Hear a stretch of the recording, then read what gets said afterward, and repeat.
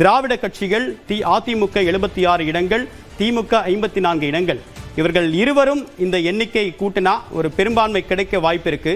ஆனா தனி பெரும்பான்மையோடு எந்த விதமான கட்சியோட கூட்டணி இல்லாம தனித்து களம் கண்ட தாவேக தலைவர் விஜய் 104 இடங்கள்ல தற்போது முன்னிலையில் இருக்காரு. இதுவரைக்கும் 5 சுற்றுகள் தான் எண்ணப்பட்டிருக்கு.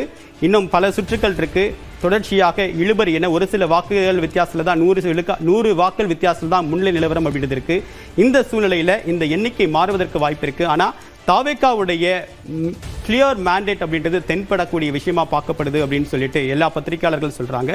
இந்த சூழ்நிலையில எண்ணிக்கை மாறி இருக்கு. அதிமுகவுடைய எண்ணிக்கை 77, 229 இடங்கள்ல முன்னிலை நிலவரத்தை தேர்தல் ஆணையம் வெளியிட்டிருக்காங்க. அதில் தேர்தல் ஆணையத்துடைய அதிகாரப்பூர்வ தரவுகளின் அடிப்படையில் 102 இடங்களில் தாவேகா முன்னிலை பெற்றிருக்கு. அதிமுக 68 இடங்கள், திமுக 39, பாமக 7 இடங்கள், காங்கிரஸ் 3, பாஜக 2, விடுதலை சிறுத்தைகள், இந்திய கம்யூனிஸ்ட் கட்சி, மார்க்சிஸ்ட் கம்யூனிஸ்ட் கட்சி ஆகிய கட்சிகள் பொறுத்தவரைக்கும் ஒரு சில தொகுதிகளை தான் முன்னிலை பெற்றிருக்காங்க. இந்திய கம்யூனிஸ்ட் கட்சி 3 இடங்களை முன்னிலை பெற்றிருக்காங்க.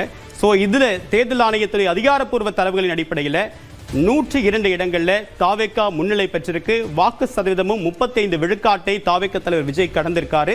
இதன் மூலமாக தனி பெரும்பான்மை என்ற இலக்கை எட்டி பிடிப்பாரா விஜய் அப்படின்ற ஒரு கேள்வி எழுது. ஏன்னா தொடர்ச்சியாக தாவேகாவுடைய எண்ணிக்கை உயர்ந்துகிட்டே இருக்கு.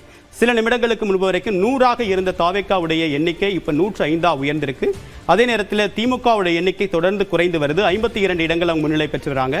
அதிமுகவுடைய எண்ணிக்கை கூடியிருக்கு, 77 இடங்களில் முன்னிலை பெற்றிருக்காங்க. ஸோ திமுகவிலிருந்து அதிக அளவுக்கு சேதாரத்தை ஏற்படுத்துறது தாவேகா தலைவர் விஜய் தான். அவர் யாருடைய வாக்குகள் அதிக அளவுக்கு பிரிக்க வாய்ப்பு இருக்கு அப்படின்னு பேசப்பட்ட நிலையில திமுகவுக்கு அவருடைய வாக்கு மிகப்பெரிய பாதிப்பை ஏற்படுத்தியிருக்கு.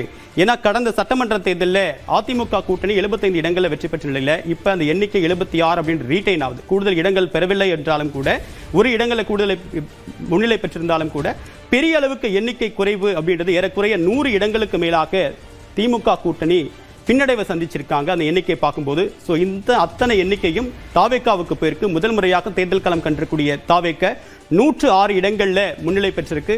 இன்னும் 12 இடங்களில் முன்னிலை பெற்றால் தனி பெரும்பான்மையோடு தாவேகா ஆட்சி அமைக்கக்கூடிய சூழ்நிலை ஏற்படும்.